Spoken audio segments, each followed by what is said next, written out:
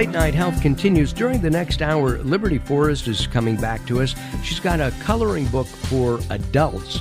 This is becoming a very popular pastime, but her coloring book is a little bit different because it helps you achieve goals that you want.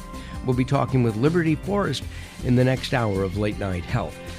Right now, we've got Stewart Lonky, and we're talking about toxins in your home, your car, in the environment. I don't know if we'll get to Zika, but maybe in a couple weeks we'll have Dr. Lonky back and we'll talk about the Zika virus, which everybody is afraid of. It is a lot of concern if you live in Miami and Florida. Oh my gosh, what they're doing there is deadly. I'm curious about something, Doctor. I mentioned that there were 200 toxins found in I guess, the average baby as it's born? The average newborn. These studies have been repeated over and over again, first published by the Environmental Working Group from a number of different centers where they looked at umbilical cord blood. And the importance of this is part of the A and the I and the P, which is the accept, identify, prevent. The placenta is a free exchange barrier, and we worry about drugs going across there. Well, things like mercury and lead and aluminum and chromium, the heavy metals, and things like formaldehyde and things like nonstick cookware stuff, PFOA it's called, or flame retardants and all of these other chemicals, phthalates. They freely exchange across the placenta. And the problem is this: the fetus has no detox system whatsoever. So all of these organic-type chemicals are stored in fat cells. And the new project I'm working on is called Deconstructing Obesity. It's going to be a book that we're working on. And we're looking at the connection between these early signals and epigenetic changes that occur because in the fetus and in the newborn, these changes, the toxins that are in their body, dictate, for example, you have a cell that can differentiate into a muscle cell or a bone cell or a fat cell. Right. Well, you can turn an on and off switch with some of these toxins, and unfortunately, some of these toxins turn on certain genes. They don't change the gene, they turn it on or off. They turn it on to preferentially make fat cells. Oh, gosh. So you wonder why we have such childhood obesity. And people think about, oh, well, kids don't exercise enough, their diet's bad. It's dictated very early. It's been dictated because all of these toxins in our environment are turning on the gene that says, make more fat cells. But you don't need more fat cells. Of course not. Well, and cord blood, though, is very special. People save it. There are cord blood banks for this. Yeah, well, most of these cord blood samples had 270 toxins. Oh, my gosh. You name it, it's in there. You name the dioxin, you name things like DDT. That hasn't been allowed in this country in 25, 30 years or more. Yeah, but whatever we made's still around.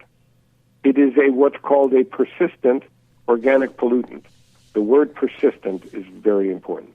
It never breaks down. It breaks down to something called DDE, which is what we detect. But a study in Denver showed that as many as half of the school kids there have trace amounts of DDE in their blood. How could that be? It is. How did you get turned on, if you will, to this area? Question. I mean, you're a pulmonary. Mark, you're a pulmonary specialist. I'm a pulmonary specialist, and early in my career, people sent patients to me that were exposed to things that caused respiratory problems. Obviously, if you're treating people with asthma and you have people that are exposed to different chemicals in the workplace or at home or wherever, and they're getting sick with their asthma, I started seeing a number of those patients. But I started to recognize that they were complaining of things other than their asthma. And I sat back and I began to wonder, and a very dear friend of mine who's a biochemist, Rick Deitch, who was the co-author of Invisible Killers with me, said, Stewart, there are a number of biochemical mechanisms that are interfered with that have health effects far beyond the lungs. And I said, okay, And so we spent a fair amount of time looking at certain things, particularly focusing on heavy metals, and looking at different agents that could perhaps, and here's the E of ape, eliminate some of these from your body once they're in there.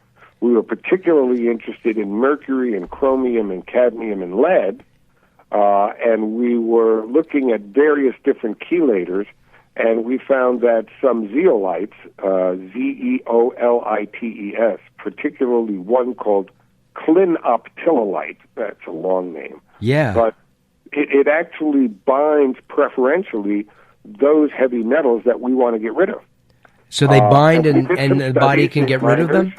Huh? The zeolites allow the material to bind and then the body can eliminate them? Yes, it makes it's excreted in your urine. So the first. So it's like a chelation.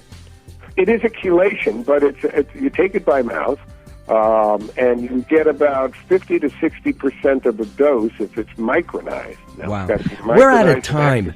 All right, we're gonna bring you back much sooner. Okay. Okay. This is just fascinating, and we really appreciate your time. Dr. Stewart Lonky, and his book is called Invisible Killers, The Truth About Environmental Genocide. All right, coming up, we're going to take a look at lung cancer. Is it growing? Is it stopping? Have we cured it? We'll find out everything about that as Late Night Health continues. Join us at latenighthealth.com, and Dr. Lonky's picture will be up there, too. We'll be back. Don't go away.